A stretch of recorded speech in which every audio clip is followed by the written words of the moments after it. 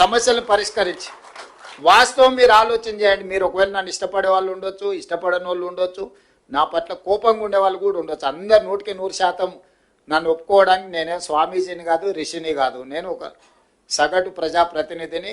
లైక్లు డిస్లైక్లు మీకు ఉండొచ్చు.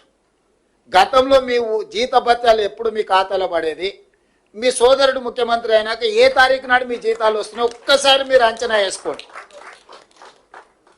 ఆ రోజు మీరే, ఈ రోజు మీరే ఈ ప్రభుత్వాన్ని నడుపుతున్నది.